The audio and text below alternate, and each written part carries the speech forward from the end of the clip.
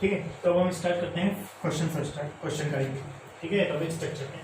ठीक, तो पहला क्वेश्चन है हमारे पास है find the energy of hydrogen atom for first excited state. ठीक है, हाइड्रोजन परमाणु की प्रथम उत्तेजित अवस्था में उसकी ऊर्जा को बता रहा है। ठीक है, प्रथम उत्तेजित अवस्था मतलब कि इलेक्ट्रॉन जनरली कहाँ पे होगा उसकी, हाइड्रोजन परमाणु में पहला इलेक्ट्रॉन है, मतलब कि कहाँ पे होगा उसकी पहली कक्षा में। पहली कक्षा से उत्तेजित होकर कहाँ पे गया होगा वो, दूसरी कक्षा में। तो कहाँ की हमको ऊर्जा बताना उसकी उत्तेजित अवस्था की, कौन सी कक्षा में, दूसरी कक्षा में। तो मतलब हम ऊर्जा कहाँ की निकालेंगे, दूसरी कक्षा की। ठीक है, तो एन की वैल्यू हमारे लिए एनर्जी का फार्मूला लगाए हम यहाँ पे।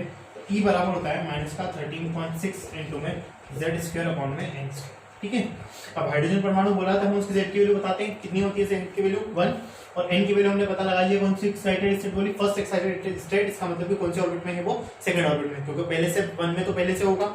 हमने एनर्जी तो कहाँ गया, फर्स्ट एक्साइटेड स्टेट में, और जो कि कौन सी कक्षा हो जाएगी उसकी, दूसरी कक्षा। ठीक है, तो एन की वैल्यू कितनी हो जाएगी 2। तो सॉल्व करते हैं इसको। ई बराबर कितना हो जाएगा -13.6 इनटू में जेड की वैल्यू कितनी हो जाएगी 1 का स्क्वायर अपॉन में एन की वैल्यू कितनी हो जाएगी 2 का स्क्वायर। तो ये रहेगा -13.6/4। इसे कैंसिल करेंगे तो 301.4 आ जाएगा। मतलब आंसर आएगा -3.4 इलेक्ट्रॉन वोल्ट, मतलब आंसर आ जाएगा। ठीक,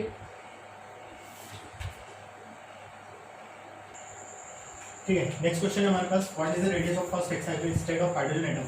ठीक है, हाइड्रोजन एटम की प्रथम उत्तेजित अवस्था में उसकी त्रिज्या क्या होगी। यदि बोर्स की रेडियस जो होगी कितनी हो, n0। बोर्स रेडियस उसकी मतलब कि ग्राउंड स्टेट में रेडियस कितनी है। ठीक है, हाइड्रोजन एटम की ग्राउंड स्टेट कौन सी होती है, फर्स्ट स्टेट। ठीक है, और उसकी एक्साइटेड स्टेट कौन सी होती है, उसकी सेकंड ऑर्बिट। ठीक है, तो अब हमको रेडियस निकालनी है। तो रेडियस का फार्मूला था R = 0.53 इनटू में n स्क्वायर अपॉन में z। ठीक है, अब z तो सभी के लिए कॉमन है।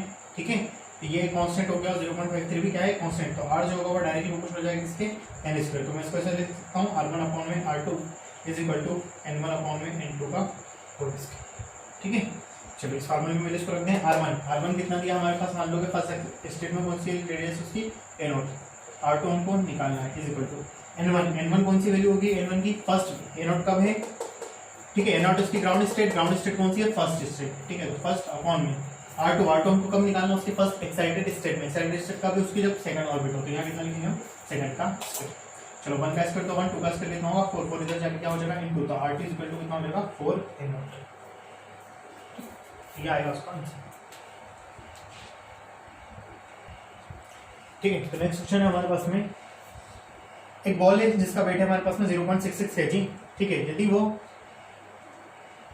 100 मीटर पर सेकंड की स्पीड से अगर मूव करती है तब उसकी वेवलेंथ कितनी होगी। ठीक है, अभी क्वेश्चन जैसे एटॉमिक स्ट्रक्चर में भी पूछा जाता है, और हम इसको हम करते हैं मैटर वेव में, डी ब्रॉगली वेवलेंथ में। ठीक है, तो डी ब्रॉगली वेवलेंथ का जो फार्मूला होता है वो होता है हमारे पास में λ = h/mv।